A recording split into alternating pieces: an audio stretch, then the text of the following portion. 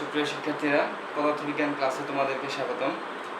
আজকের আমাদের আলোচ্য টপিক তরঙ্গের অধ্যায়ের কম্পাঙ্ক সংক্রান্ত আলোচনা করব। বিস্তার, দশা, তরঙ্গমুখ, কৌণিক কম্পাঙ্ক, তরঙ্গবেগ, তরঙ্গ সংশ্লিষ্ট রাশিমালা এগুলো আর ভি সমান এফ ল্যামডা সংক্রান্ত কিছু গাণিতিক প্রশ্ন নিয়ে আলোচনা করব এবং সবশেষে অগ্রগামী তরঙ্গের সমীকরণ সংক্রান্ত এবং গাণিতিক সমস্যা সংক্রান্ত কিছু আলোচনা করব আজকে। প্রথমে আমরা শুরু করি কম্পাঙ্ক সংক্রান্ত আলোচনা। আমরা এর আগের ক্লাসে বলেছিলাম যে কম্পাঙ্ক হচ্ছে একটি তরঙ্গ 1 সেকেন্ডে যতগুলো পূর্ণ কম্পন সম্পন্ন করতে পারে। আমরা ধরে নিই একটি তরঙ্গ এভাবে যাচ্ছে, এখান পর্যন্ত এসে তার সময় হলো 0.5 সেকেন্ড। 0.5 সেকেন্ড। এখন কেউ প্রশ্ন করতে পারে যে তাহলে এটার কম্পাঙ্ক কত? তো আমাদের সবসময় যদি এরকম চিত্র থেকে কোনো প্রশ্ন আসে, এখান থেকে অনেক সময় এমসিকিউ প্রশ্ন খুব বেশি আসে। যদি কোনো সময় চিত্র থেকে প্রশ্ন আসে যে কম্পাঙ্ক সংক্রান্ত এটা একটা তরঙ্গের কম্পাঙ্ক বের করো, তাহলে সবসময় চেষ্টা করব চিত্রটিকে 1 সেকেন্ডে কনভার্ট করার জন্য। যেমন এখানে 0.5 সেকেন্ড পর্যন্ত এটা দেওয়া আছে। তা এখানে একটি তরঙ্গ যদি 0.5 সেকেন্ড হয়, তাহলে 1 সেকেন্ড কোথায় হবে? যদি আরও একটি তরঙ্গ হয়, অর্থাৎ দুইটি তরঙ্গ মিলে তখন হবে 1 সেকেন্ড।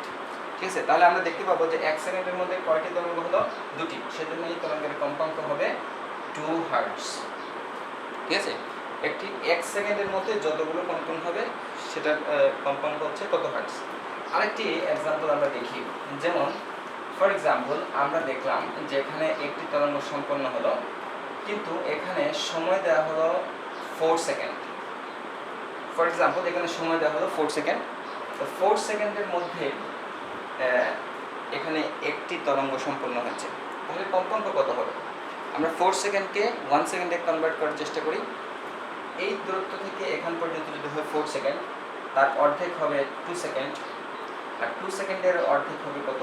1 সেকেন্ড।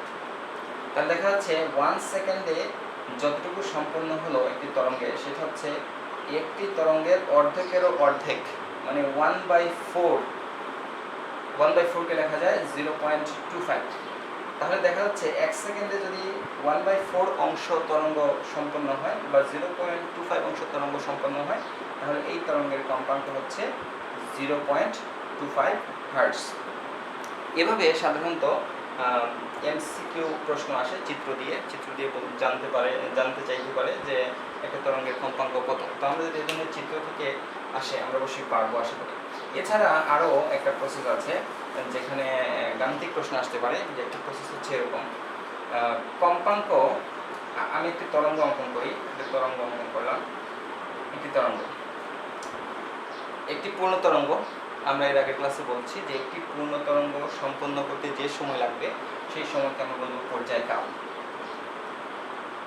এটাকে ক্যাপিটাল টি দ্বারা আমরা প্রকাশ করি। এখান থেকে আমরা কম্পাঙ্কের সাথে পর্যায়কালের একটি সম্পর্ক আমরা বের করতে পারি। কিভাবে? দেখো, একটি পূর্ণ তরঙ্গ সম্পন্ন হতে যে সময় লাগে সেটা হচ্ছে পর্যায়কাল টি। তাহলে আমরা যদি লিখি যে টি সময়ে সম্পন্ন হয় একটি পূর্ণ তরঙ্গ,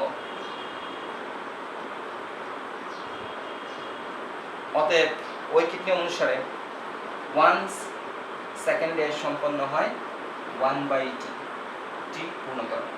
তাহলে আমরা দেখতে পাচ্ছি টি সময়ে যদি একটি পূর্ণ তরঙ্গ হয়, তাহলে একক সময়ে বা 1 সেকেন্ডে সম্পন্ন হচ্ছে 1/t। আমরা জানি একক সময়ে যতগুলো পূর্ণ তরঙ্গ হবে সেটাই হচ্ছে তার কম্পাঙ্ক। সুতরাং এখান থেকে আমরা বলতে পারি যে 1/t এটাই হচ্ছে কম্পাঙ্ক f। সুতরাং কম্পাঙ্কের সাথে পর্যায়কালের একটি সম্পর্ক আমরা পেলাম, f সমান 1/t। এইটা অনেক সময় অনেক গাণিতিক প্রশ্নে আসে। অনেক সময় কোনো গাণিতিক প্রশ্নের মধ্যে কম্পাঙ্ক দেওয়া থাকে, পর্যায়কাল বের করতে বলে, পর্যায়কাল দেওয়া থাকে, কম্পাঙ্ক বের করতে বলে। এখান থেকে তাহলে এই সূত্রটা আমরা ব্যবহার করতে পারি পর্যায়কাল এবং কম্পাঙ্কের কনভার্সনের জন্য। এখান থেকে আরো একটা বিষয় আমরা পেতে পারি যে কম্পাঙ্কের একক পাওয়া যায়। যেমন কম্পাঙ্ক সমান 1/t, এখান থেকে আমরা বলতে পারি তাহলে টি এর একক হচ্ছে সময় একক হচ্ছে সেকেন্ড। তাহলে এখান থেকে 1/সেকেন্ড, তাহলে আমরা এখান থেকে পাচ্ছি সেকেন্ড ইনভার্স 1। এটা হতে পারে কম্পাঙ্কের একক। কিন্তু আমরা জানি কম্পাঙ্কের সবচেয়ে এসআই একক হচ্ছে হার্টজ। বিজ্ঞানী পিজে হার্টস তিনি শব্দ নিয়ে এবং তরঙ্গ নিয়ে আলোচনা করেন। ওনার নামের প্রতি শ্রদ্ধা রেখে কম্পাঙ্কের একক দেওয়া হয়েছে হার্টস। আবার কম্পাঙ্কের একক হার্টসও যেমন ইউজ করা যাবে, ব্যবহার করা যাবে, এবং পার্ট সেকেন্ড ইনভার্স 1 বা পার্ট সেকেন্ডও ব্যবহার করা যাবে। ঠিক আছে, তো কম্পাঙ্ক নিয়ে আমাদের আলোচনা এখানেই শেষ। আমরা পরবর্তীতে যাচ্ছি বিস্তার। বিস্তার যার ইংলিশ হচ্ছে অ্যামপ্লিটিউড। বিস্তার অ্যামপ্লিটিউড, এটাকে কখনো বড় হাতের দ্বারা প্রকাশ করা হয়, কখনো ছোট হাতের দ্বারা প্রকাশ করা হয়, বিষয় না। আচ্ছা, একটি তরঙ্গ যদি যাত্রা শুরু করার সময় সে তার সাম্যাবস্থান বলতে আমরা সোজা সরলরেখাটা বোঝাবো। মনে করি আমরা এটা একটা তার, দুই প্রান্ত বাধা আছে, মাঝখানে একটা তার। যদি এটাকে আমরা আন্দোলন করি বা কম্পন দিই, তাহলে এটার মধ্যে একটা ঢেউ বা তরঙ্গের সৃষ্টি হবে। সেই তরঙ্গটা তার যাত্রার সময় উপরে সর্বোচ্চ একটা দূরত্ব যেতে পারে, উপরের দিকে উঠতে পারে, অথবা নিচের দিকে সর্বোচ্চ একটা দূরত্ব যেতে পারে।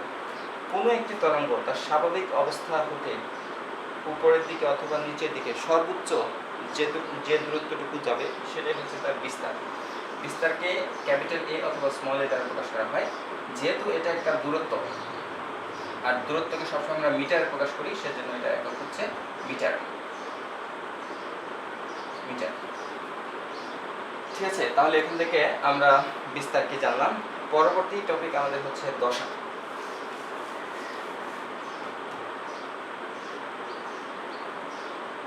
দশা বা ইংলিশটা হচ্ছে ফেজ। দশা বলতে আমরা যে জিনিসটা বুঝি যে একটি তরঙ্গের সামগ্রিক অবস্থা বলতে আমরা বুঝি তার সরণ কি, তার বেগের মান কত, তার ত্বরণের মান কত, তার সময়ের সাথে সে কোথায় আছে, অবস্থানের মান কি, এই সব কিছুকে আমরা বলি দশা। একটি তরঙ্গ যাত্রা করছে, এখান থেকে এই দূরত্ব যেতে তার কতটুকু সময় লাগলো, এখানে পৌঁছার পর তার বেগের মান কত, তার সরণের মান কত, ইত্যাদি সব কিছুকে একত্রে প্রকাশ করা হয় দশার মাধ্যমে। আমরা অষ্টম অধ্যায়ে আমরা পর্যাবৃত্ত গতির চ্যাপ্টারে আমরা একটা সমীকরণ করেছি, যে সরল ছন্দিত স্পন্দন সম্পন্ন কণার সরণের সমীকরণ। তোমরা অবশ্যই জানো, y = a sin omega t plus delta। এই সমীকরণটা আমাদের এই চ্যাপ্টারে কাজে লাগবে। এই সমীকরণের মধ্যে আমরা সাইন একটা হচ্ছে অনুপাত, ট্রিগোনোমেট্রিক অনুপাত। এই অনুপাতের ভিতরে যে রাশিগুলি থাকবে সবগুলোই একটি তরঙ্গের দশা প্রকাশ করে। তাহলে এখানে যে সকল রাশি আছে, যেমন ওমেগা হচ্ছে একটা কৌণিক বেগ, টি হচ্ছে সময়, ডেল্টা হচ্ছে দশা ধ্রুবক, এই সব কিছু মিলেই হচ্ছে একটি তরঙ্গের দশা।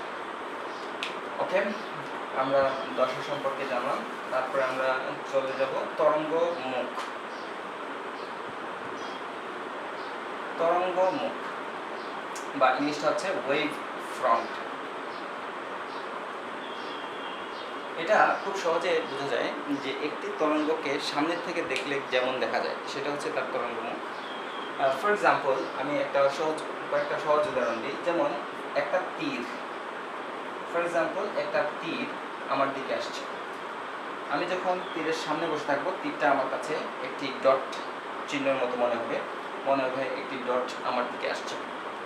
ঠিক একইভাবে আমরা যদি অনেকগুলো লেজার লাইট, এখানে একটা লেজার লাইট, এখানে একটা লেজার লাইট, এখানে একটা লেজার লাইট, অনেকগুলো লেজার লাইট থেকে যদি আমরা আলোকরশ্মি নিঃসরণ করি, তাহলে এখানে আমরা দেখবো যে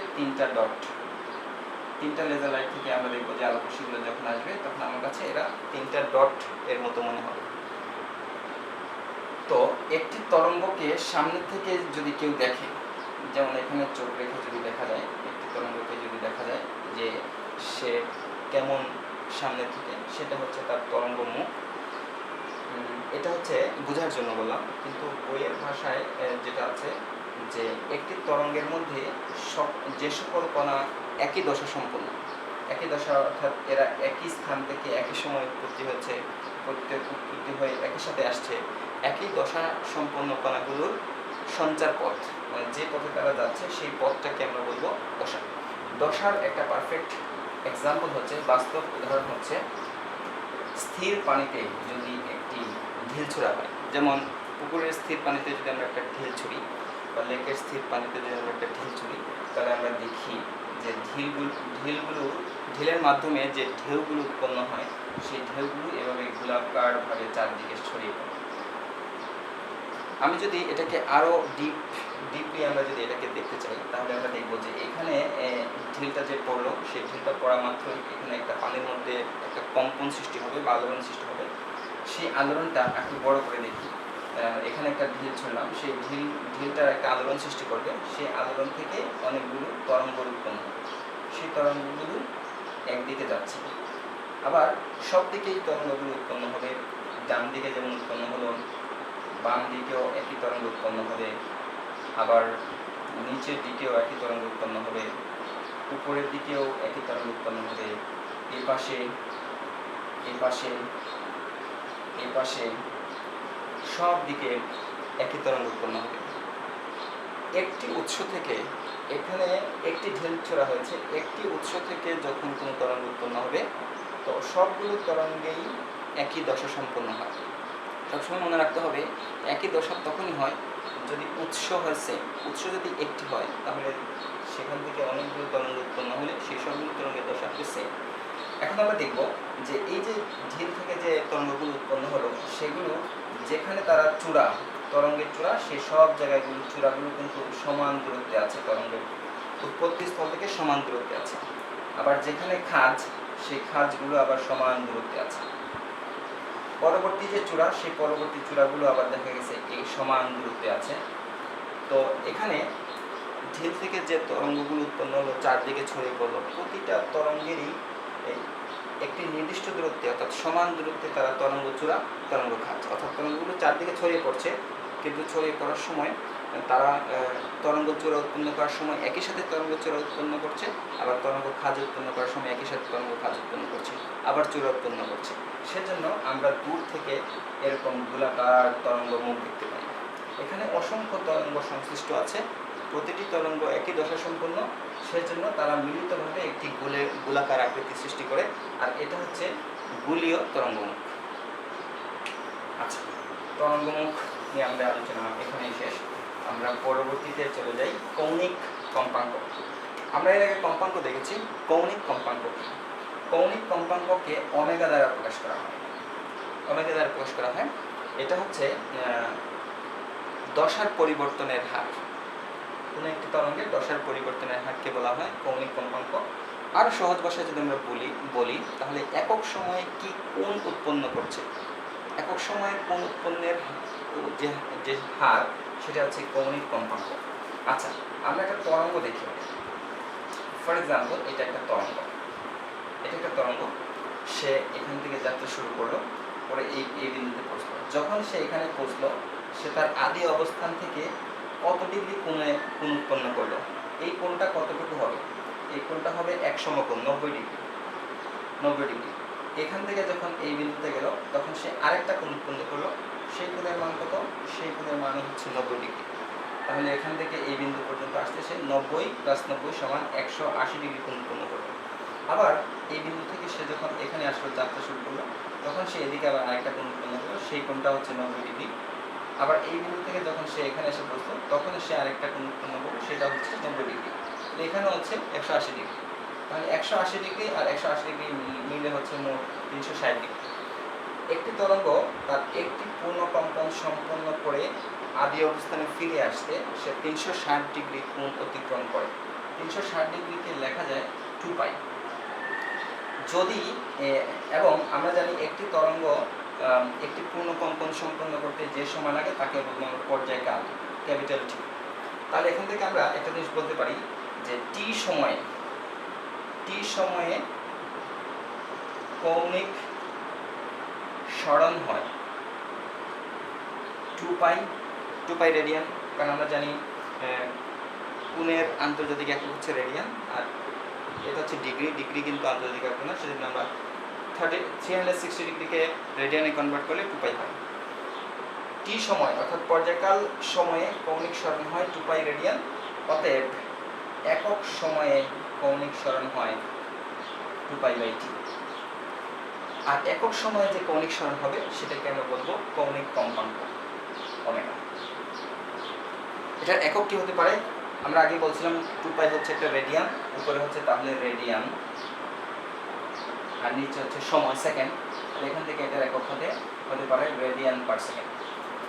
ঠিক আছে, এটা হচ্ছে কৌণিক কম্পাঙ্ক, খুবই সিম্পল একটা বিষয় ছিল। এবং তরঙ্গ সংশ্লিষ্ট রাশির মধ্যে সর্বশেষ হচ্ছে তরঙ্গ বেগ। আমরা বেগ সম্পর্কিত সংজ্ঞা জানি যে বেগ হচ্ছে একক সময়ে সরণের হার। তরঙ্গ বেগ কি? জাস্ট তরঙ্গ কথাটা অ্যাড করে দিব। তরঙ্গ একক সময়ে যে দূরত্ব অতিক্রম করে তাকে আমরা বলবো তরঙ্গ বেগ। তাহলে আমরা দেখতে পারি যে তরঙ্গ বেগ, তরঙ্গ বেগ, এটাকে বেগের ইংলিশ হচ্ছে ভেলোসিটি, সেজন্য এখানে তরঙ্গ বেগকেও স্মল ভি দ্বারা প্রকাশ করা হয়। আর তরঙ্গ বেগের সংজ্ঞা সেম, জাস্ট তরঙ্গটা আমরা এড করে দিব যে তরঙ্গ একক সময় যে দূরত্ব অতিক্রম করবে সেটাকে হচ্ছে তরঙ্গ বেগ। বেগের একক এবং তরঙ্গ বেগের এককও সেম। বেগের একক আমরা জানি মিটার পার সেকেন্ড, তরঙ্গ বেগের একক হচ্ছে মিটার পার সেকেন্ড। যদি কোনো সময় এরকম আসে যে একটি তরঙ্গের বেগ হচ্ছে 320 মিটার পার সেকেন্ড, তার মানে একটি তরঙ্গ প্রতি সেকেন্ডে 320 মিটার দূরত্ব অতিক্রম করে। তরঙ্গ বেগের সাথে কম্পাঙ্কের একটি সম্পর্ক আছে, কম্পাঙ্ক তরঙ্গ বেগের একটি সম্পর্ক আছে, যেটা আমরা বলছিলাম এই চ্যাপ্টারের সবচেয়ে গুরুত্বপূর্ণ টপিকগুলোর মধ্যে একটি। তো আমরা এখন আমাদের ফার্স্ট যে আলোচ্য টপিক ছিল সেটা শেষ হয়ে গেছে। আমরা এখন দ্বিতীয় টপিকে আমরা চলে যাব, যেটা হচ্ছে তরঙ্গ বেগের সাথে কম্পাঙ্ক ও তরঙ্গ দৈর্ঘ্য সংক্রান্ত যে সমীকরণ, সেই সমীকরণ সংক্রান্ত প্রশ্ন এবং গাণিতিক সমস্যা নিয়ে আলোচনা করব। আচ্ছা, প্রথমেই আমরা দেখি যে ভি সমান এফ ল্যামডা, এই সমীকরণটা কিভাবে আসে। এটা স্কুলের বইগুলোতে দেখানো হয়েছে। তারপর আমরা একবার দেখি যে আমরা জানি যে একটি তরঙ্গ সে একটি পূর্ণকম্পন সম্পন্ন করতে যে সময় লাগে সেই সময়কে আমি বলবো পর্যায়কাল টি। আর একটি পূর্ণকম্পন সম্পন্ন করলে সে যে দূরত্ব অতিক্রম করবে সেই দূরত্বকে আমি বলবো তরঙ্গ দৈর্ঘ্য ল্যামডা।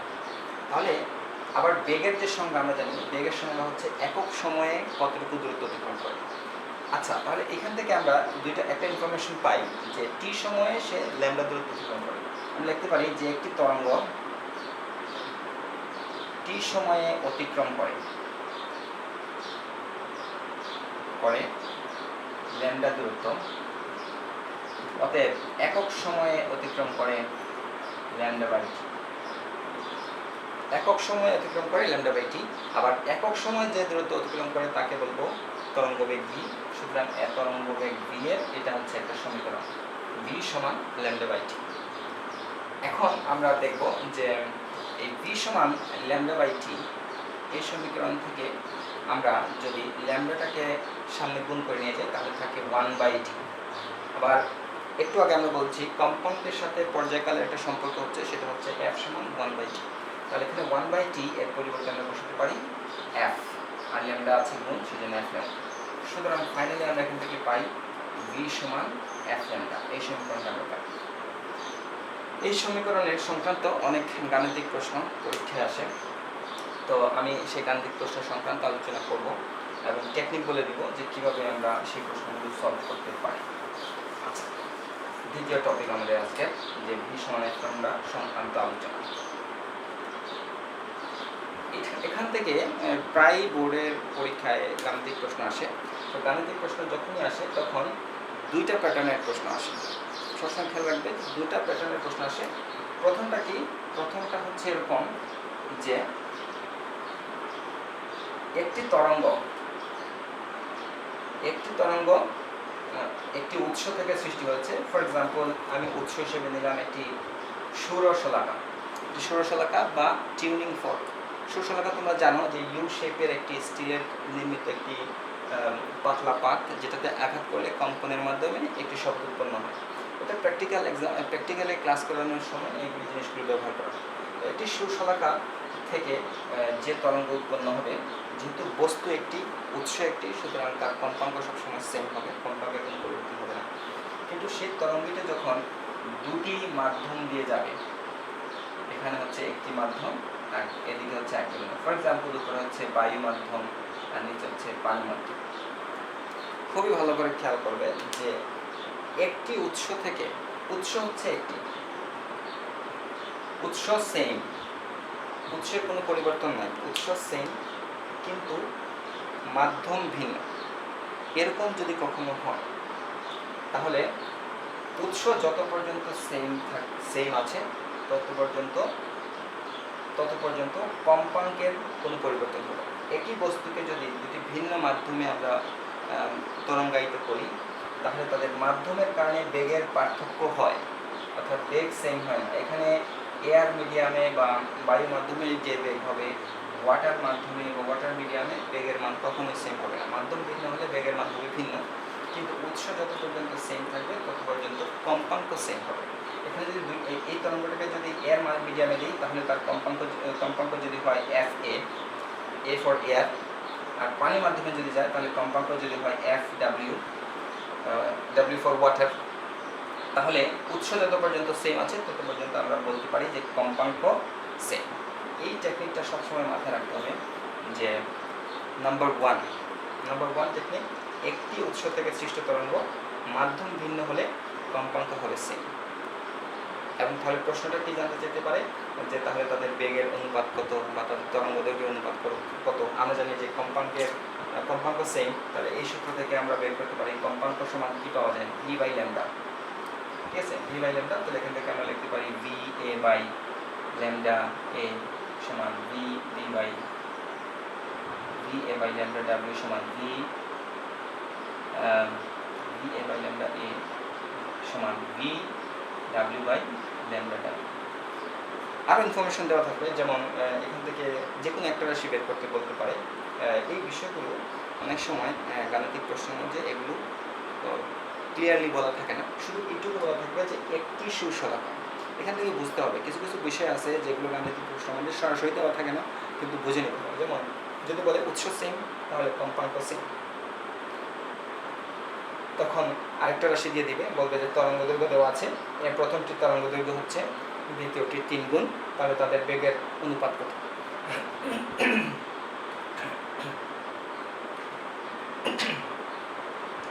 এই গেল প্রথম যে টপিকটি আমরা আলোচনা করলাম,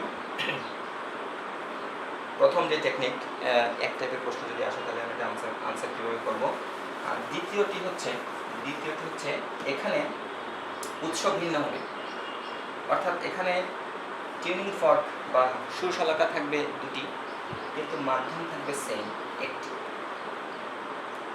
খেয়াল রাখতে হবে দুটি উৎস, সুতরাং তাদের কম্পাঙ্ক কখনোই সেম হবে না, কিন্তু যতক্ষণ পর্যন্ত মাধ্যম সেম আছে ততক্ষণ পর্যন্ত তাদের বেগের মান সেম।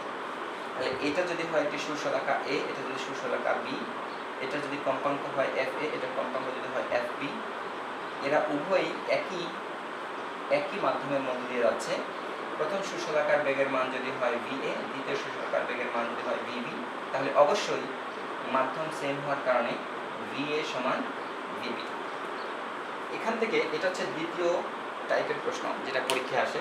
তাহলে এখান থেকে তোমাকে কি জানতে চাইতে পারে, এখান থেকে এটা জানতে চাইতে পারে যে দুটি ভিন্ন সুশলাকা একটি নির্দিষ্ট মাধ্যম, যেমন বায়ু মাধ্যম হতে পারে, একটি নির্দিষ্ট মাধ্যমের মধ্যে দিয়ে যাত্রা করছে, তাদের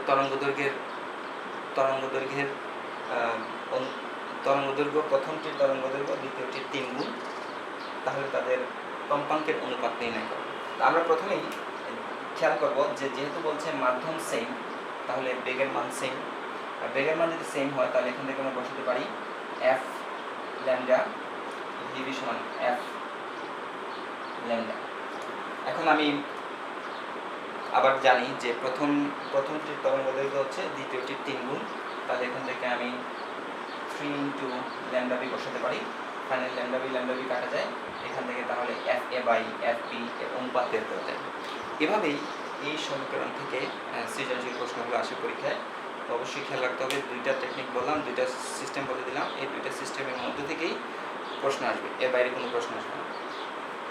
আমরা এই টপিক নিয়ে আমাদের আলোচনা শেষ। ভি সমান এফ ল্যামডা নিয়ে আমরা আলোচনা করলাম, এবং আজকে আমাদের ফাইনাল যে টপিকটা আমরা আলোচনা করবো সেটা হচ্ছে অগ্রগামী তরঙ্গের সমীকরণ সংক্রান্ত। অগ্রগামী তরঙ্গ, আমরা এর আগেই বলছিলাম যে অগ্রগামী তরঙ্গ বলতে আমরা বুঝি যে তরঙ্গটা শুধু সামনের দিকে অগ্রসর করতে থাকে, আবার পিছনে ফিরে আসে না, সেটাকে আমরা বলবো অগ্রগামী তরঙ্গ। অগ্রগামী তরঙ্গের যে সমীকরণ, একটি তরঙ্গ যদি শুধু সামনের দিকে অগ্রসর হতে থাকে তাহলে সেটার যে সমীকরণ, সেই সমীকরণটা এর আগে আমরা পর্যাবৃত্ত গতির চ্যাপ্টারে আমরা পড়েছি যে সরল ছন্দিত স্পন্দন সম্পন্ন কণার সমীকরণ। সরল ছন্দিত স্পন্দন সম্পন্ন কণা তরঙ্গ উৎপন্ন করতে পারে, যেমন শব্দ একটি সরল ছন্দিত স্পন্দন। এখান থেকে তাহলে আমরা শব্দের ক্ষেত্রে সরল ছন্দিত স্পন্দনের যে সমীকরণ সেটা আমরা ব্যবহার করতে পারি। আমরা জানি যে সরল ছন্দিত স্পন্দন সম্পন্ন কণার সরণের সমীকরণটা ছিল এরকম, x সমান a sin omega t plus delta. এটা আমরা এর আগের চ্যাপ্টারে পড়েছি, এই সূত্রটা ছিল। এখানে x হচ্ছে সরণ, a হচ্ছে বিস্তার, ওমেগা হচ্ছে কৌণিক বেগ বা কৌণিক কম্পাঙ্ক, t হচ্ছে সময়, আর ডেল্টা হচ্ছে দশা ধ্রুবক। দশা ধ্রুবক নিয়ে আমরা আলোচনা করব। দশা ধ্রুবকটা একটু ইম্পর্টেন্ট আছে। এই চ্যাপ্টারের না হলেও দ্বিতীয় পত্রের সপ্তম অধ্যায়ে ভৌত আলোক বিজ্ঞানে দশা ধ্রুবক থেকে অনেক সময় গাণিতিক প্রশ্ন আসে। সেজন্য এক চ্যাপ্টারে যদি আমরা আলোচনা করি তাহলে পরবর্তী চ্যাপ্টারে সেটা আমাদের জন্য কাজে লাগবে। দশা ধ্রুবক নিয়ে আমরা আলোচনা করব। ফাইনালি এটা হচ্ছে অগ্রগামী তরঙ্গের একটা প্রাথমিক সমীকরণ, যেটা আমরা সরল ছন্দিত স্পন্দন সম্পন্ন কণার সমীকরণের সাথে আমরা কম্পেয়ার করে পেলাম। আচ্ছা, প্রথমেই আমি এটা আলোচনা করার পূর্বে আমি দশা ধ্রুবক কি সেটা নিয়ে আমরা আলোচনা করি। ঠিক আছে, একটি তরঙ্গ যখন শুরু হয় এটাকে দশা ধ্রুবক বলা হয়, আবার কখনো কখনো আদি দশা বলা হয়। একটি তরঙ্গ যখন যাত্রা শুরু করে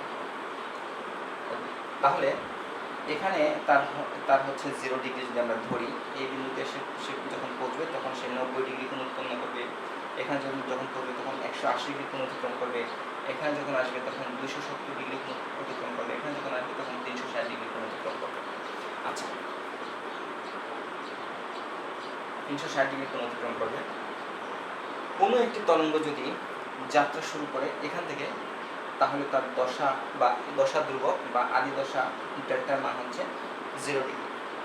আর এটা একটা কোণ, যেহেতু এটা সাইনের মধ্যে আছে, একটা কোণের সাথে 0 যোগ করলে যে কথা, না করলে একই কথা। 0 তো যোগ করলে কোনো ভ্যালু পরিবর্তন হয়। কিন্তু তরঙ্গটা যদি এখান থেকে যাত্রা শুরু না করে এখান থেকে যাত্রা শুরু করতো, তখন কিন্তু তার ডেল্টার মান 0 হতো না, তখন তার ডেল্টার মান হতো 90 ডিগ্রি। আবার তরঙ্গটা যদি এখান থেকে যাত্রা শুরু না করে এখান থেকে যাত্রা শুরু করতো, তাহলে তখন তার ডেল্টার মান হতো 180 ডিগ্রি। সিমিলারলি তরঙ্গটা যদি এখান থেকে যাত্রা শুরু করতো তখন তার ডেল্টার মান হতো 270 ডিগ্রি। আর এখানে 360 ডিগ্রি যে কথা, 0 ডিগ্রি একই কথা, কারণ সাইনের অনুপাতে তোমরা দেখবে যে 360 ডিগ্রির মান যা আসে 0 ডিগ্রির মান সেম আসে। এই হচ্ছে দশা ধ্রুবক সম্পর্কে ফিজিক্যাল একটা ধারণা। এখন এখান থেকে একটা সূত্র আছে, সেই সূত্রটা আমরা দেখব যে দশা ধ্রুবকের সূত্র কি। আচ্ছা, আমরা প্রথমে একটা তরঙ্গ অঙ্কন করে নিই।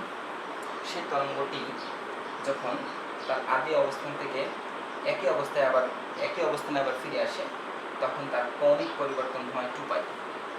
আর এখান থেকে এই দূরত্ব যাওয়ার সময় সে যে সরল রৈখিক দূরত্ব অতিক্রম করবে, সেই সরল রৈখিক দূরত্ব হচ্ছে তার তরঙ্গ দৈর্ঘ্যের সমান, অর্থাৎ ল্যামডা।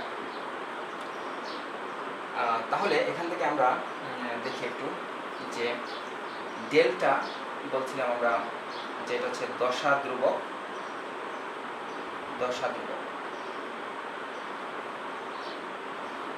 তরঙ্গটি ল্যামডা দূরত্ব অতিক্রম করতে তার দশার পরিবর্তন হলো 2π। ল্যামডা দূরত্ব অতিক্রম করতে দশার পরিবর্তন হলো 2π। তাহলে এখান থেকে আমি বলতে পারি যে কোনো একটি সময়ে, ধরি টি একটি সময়, টি সেকেন্ডে তরঙ্গটি ধরি এখানে একটা বিন্দুতে আছে, যে দূরত্বটি হচ্ছে x। এই xটা হচ্ছে তার সরল রৈখিক দূরত্ব বা অতিক্রান্ত পথ বলতে পারি আমরা। এখান থেকে আমরা সরল রৈখিক দূরত্ব বা পথের সাথে দশার আমরা একটা সম্পর্ক বের করব। আচ্ছা, ল্যামডা দূরত্ব অতিক্রম করলে